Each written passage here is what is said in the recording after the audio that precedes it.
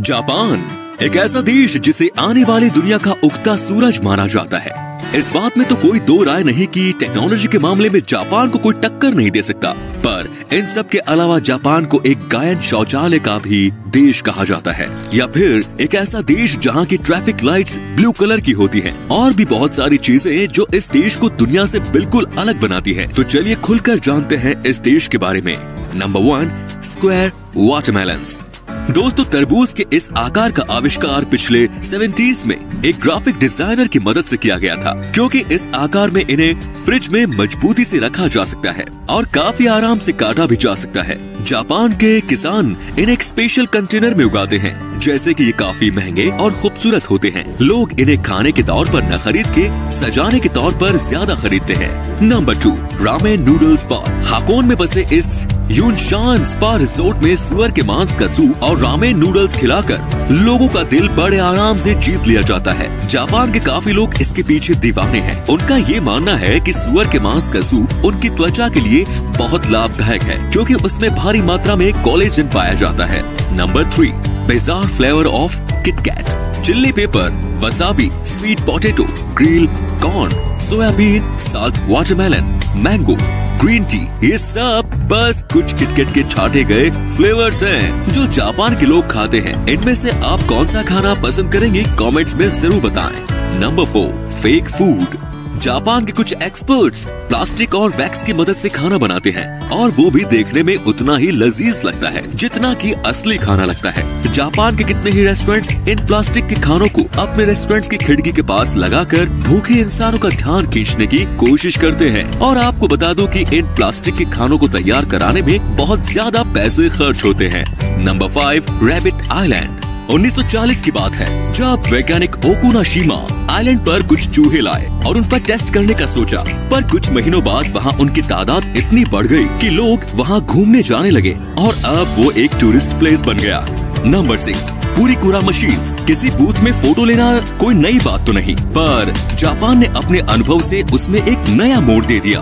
उनके photo booth को पूरीकुरा नाम से जाना जाता है, जो आपको वही उसी वक्त उन फोटोज को एडिट करने की अनुमति भी देता है, और आप उससे अपने फोटो में स्टिकर्स ऐड कर सकते हैं, कुछ लिख सकते हैं, और इन सब के बाद बड़े आसानी से उन फोटोज को अपने सेल फोन में भेज सकते हैं। Number 7, people pushers. Metro station हो या ट्रेन स्टेशन, जापान में काम के घंटों में वहाँ आपकी सोच से भी ज्यादा भीड़ रहती है, और इसी सब के चलते स्टेशन स्टाफ और पार्ट टाइम मेंबर को ये ड्यूटी रोज निभानी होती है कि ट्रेन में जितने पैसेंजर्स हो सके उतने भर सके जब तक कि दरवाजे बंद न हो सके। Number 8, umbrella parking lot. आम देशों में हम किसी बिल्डिंग में जाने से पहले अपनी कार या बाइक को पार्क करके अंदर चले जाते हैं, पर जापान में अगर आपको किसी बिल्डिंग में जाना हो तो कार्स और बाइक्स को पार्क करने के साथ साथ अम्ब्रेला भी पार्क करना पड़ता है, और आपका अम्ब्रेला वहाँ से कोई नहीं ले जा सकता। अम्ब्रेला पार्क करने के पीछे मकसद ये है कि आप बिल्डिंग को पानी करने से बचा सकते हैं अगर आपका अम्ब्रेला पानी से तर हो।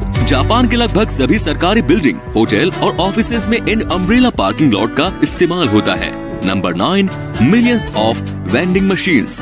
दुनिया के कई देशों में वेंडिंग मशीन नाम की कोई चीज ही नहीं है, वहीं पूरे जापान में 5 मिलियन से भी ज्यादा वेंडिंग मशीन्स का इस्तेमाल होता है। जापान के लोगों का देर रात तक काम करना बिल्कुल आम बात है, और इसीलिए उनके स्नैक्स और सोडा के लिए ही इन वेंडिंग मशीन्स का इस्तेमाल ज्यादा होता है। पर वैसे आप इन वेंडिंग मशीन से कुछ भी खरीद सकते हैं, महली से लेकर अंडरवियर भी, कुछ भी।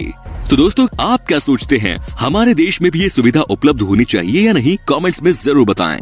Number 10, train delays make headlines. समय की पाबंदी और अनुशासन का जापान में बड़ा महत्व है, और ट्रेन स्टेशन इस चीज से बचने के लिए कुछ भी कर सकते हैं। दोस्तों, अगर ट्रेन 5 मिनट भी लेट हो जाए तो रेलवे कंपनी को एक उनके वर्कर्स और पैसेंजर्स के लिए डिले सर्टिफिकेट देना पड़ता है, जिन्होंने उनकी वजह से शायद कोई इम्पोर्टेंट मीटिंग मिस कर दी हो। और अगर ट्रेन किसी वजह से 1 घंटे से ज्यादा लेट हो जाए तो रेलवे कंपनी को न्यूज़पेपर में एक माफीनामा देना पड़ता है। Number 11, silent karaoke. कोन के आकार का बना ये माइक्रोफोन एक अलग तरह का माइक्रोफोन है। इसे वहाँ के लोग अपने मुंह के ऊपर लगा के रखते हैं। इसकी मदद से वो अपनी भुनभुनाहट को दूसरों तक नहीं ले जाने देते। अक्सर जापान में इस गैजेट का इस्तेमाल ज्यादातर वो लोग करते हैं जो अपने अगल बगल के लोगों को परेशान नहीं करना चाहते, या फिर वो लोग जिन्हें पब्लिक प्लेस में खुद में गाना गाने में शर्म आती है। Number 12, polite slurping. वैसे तो दुनिया में कितने ही देशों में झुकने को अच्छा नहीं माना जाता, पर जापान में झुकने से ही किसी खाने की प्रशंसा मानी जाती है। अगर नूडल्स खाते वक्त आप झुके नहीं तो उस रेस्टोरेंट का शेफ ये समझेगा कि आपको उसका नूडल पसंद नहीं आया। Number 13, face napkins.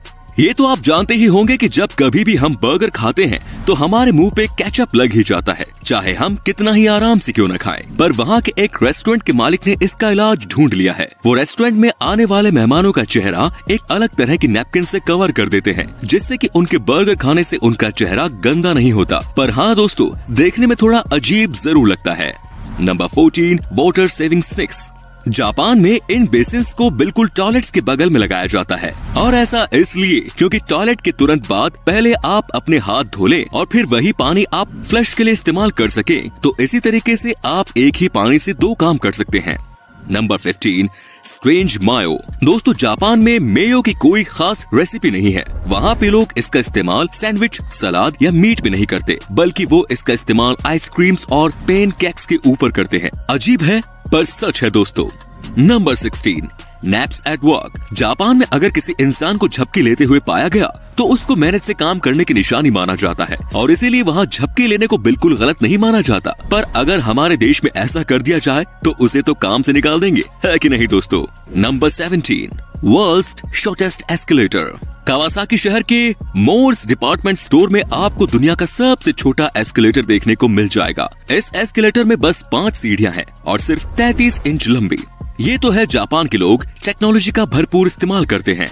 Number 18, doll village. Japan के इस गांव नगरो की आबादी 300 लोगों की हुआ करती थी, पर इस गांव में अब 40 के आसपास ही लोग रहते हैं। एक लोकल आर्टिस्ट सुकीमी आयनो ने इंसानों के आकार की गुड़िया बनाई, जिनमें से कई सारे वहाँ के लोगों की तरह लगती थी, और उन्हें वहाँ ऐसे रखा जाता था जैसे वो कोई काम कर रहे हो, जैसे कि उन्हें गांव के स्कूल में किसी क्लासरूम में बैठा दिया जाता है, जो कि शायद अब कुछ दिनों पहले बंद कर दिया गया है। Number 19, number force. दोस्तों, जापान के कल्चर में ये बहुत आम है कि वहाँ के लोग 4 नंबर से बहुत बचते हैं, क्योंकि वो लोग इसे बहुत अशुभ समझते हैं, और इसीलिए जापान की बिल्डिंग्स 4 फ्लोर की नहीं होती, और वहाँ की दुकानों पर चम्मच के सेट भी नहीं बिकते। उन्हें 4 नंबर से इतनी नफरत है कि वो घर में 4 मेहमानों को भी नहीं आने देते। वो उसे कोई अशुभ काम की निशानी मानते हैं।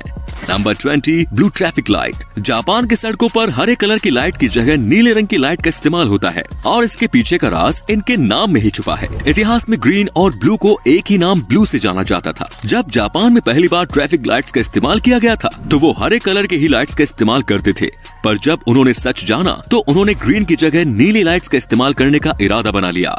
Number 21, cleaning classes. जापान के सभी स्कूल में बच्चे अपने क्लासरूम को खुद ही साफ करते थे, क्योंकि वो इस काम को अपनी पढ़ाई का एक हिस्सा समझते थे, और यहाँ तक कि वहाँ के टीचर्स भी इसमें उनकी मदद करते थे। क्लासरूम के साथ साथ बाथरूम भी साफ करने की जिम्मेदारी भी स्कूल के बच्चों को ही दी जाती थी, क्योंकि वहाँ के टीचर्स का मानना है कि ये काम उन्हें रिस्पॉन्सिबल सिटीजन बनने में उनकी मदद करेगा। Number 22, footpath train. सुडोई टूरिस्ट ट्रेन जापान की एक ऐसी ट्रेन है जिसमें ऐसा नजारा देखने को मिलता है जो आप सोच भी नहीं सकते। इस ट्रेन में फुटपाथ की सुविधा भी पाई जाती है। खुशबूदार सरों के पेड़ की मदद से बनाए गए, और इसमें हल्के गर्म पानी का इस्तेमाल किया जाता है, जो कि पैसेंजर्स को काफी आराम देता है। Number 23, futuristic toilet. जापान के टॉयलेट्स आम टॉयलेट्स की तरह बिल्कुल नहीं होते। ये बहुत ही अच्छी तकनीक से बनाए गए हैं। इन टॉयलेट्स को इस्तेमाल करने से पहले आपको पता होना चाहिए कि आखिर इसमें मौजूद इन बटन्स का मतलब क्या है। इसमें कई अलग तरह के ऑप्शंस पाए जाते हैं, जैसे कि अगर आप चाहे तो टॉयलेट सीट को अपने मुताबिक गर्म कर सकते हैं, आप चाहे तो गर्म पानी स्प्रे कर सकते हैं, और चाहे तो आप गाने भी बजा सकते हैं। दोस्तों, जापान की इस टेक्नोलॉजी के लिए एक लाइक तो बनता ही है। Number 24, crazy flavour ice cream. Japan के लोग खाने के अजीब अजीब जोड़े बनाते हैं और उसे बड़े चाव से खाते हैं। उसी में से एक है ये आइसक्रीम फ्लेवर। आइसक्रीम फ्लेवर के नाम पर जापान के लोग घोड़े का मांस, कैक्टस, चारकोल, लहसुन का इस्तेमाल करते हैं, और ये सब इनके लिए कोई हैरत की बात नहीं। Number 25, space saving parking lot. दोस्तों, जापान लोगों से भरा हुआ देश है। वहाँ के लोग पार्किंग लॉट्स के नाम पर जगह की बर्बादी बिल्कुल नहीं करते। जैसा कि आप स्क्रीन पर देख पा रहे होंगे किस तरह वहाँ के लोग मल्टी लेवल गैराज का इस्तेमाल करते हैं। Number 26, robot run hotel. Nagasaki के एक होटल में रोबोट वहाँ के स्टाफ का एक बहुत बड़ा हिस्सा है। उन्हें हैन्ना के नाम से जाना जाता है, जिसका सीधा मतलब है स्ट्रेंज। इंसानों की तरह दिखने वाले ये रोबोट हर वो काम करते हैं जो एक इंसान करता है, जैसे कि गेस्ट से मिलना, लगेज उठाना, कॉफी बनाना, रूम्स को साफ करना और भी बहुत कुछ। और तो और वो बात करते वक्त मुस्कुराते भी हैं, पर उनके अगल बगल वहाँ के स्टाफ मौजूद रहती हैं, इसकी देखरेख में कि आखिर वो ठीक तरीके से काम कर रहे हैं या नहीं। Number 27, cafe companion. किसी कैफे में अकेले बैठकर कॉफी या खाना खाना हो तो बहुत लोगों के लिए आम बात होगी, पर जापान में ऐसा कुछ नहीं है। यहाँ पे आपके सामने बड़े बड़े कार्टून्स बिल्कुल आपके सामने बैठे होंगे, जिससे कि आपको अकेलापन बिल्कुल महसूस नहीं होगा। तो दोस्तों आज के लिए बस इतना ही। अगर इस वीडियो से आपने कुछ नया सीखा तो वीडियो को लाइक करना बिल्कुल न भूलें और इसी तरह की वीडियोस का मजा उठाने के लिए चैनल को सब्सक्राइब करना बिल्कुल न भूलें। धन्यवाद।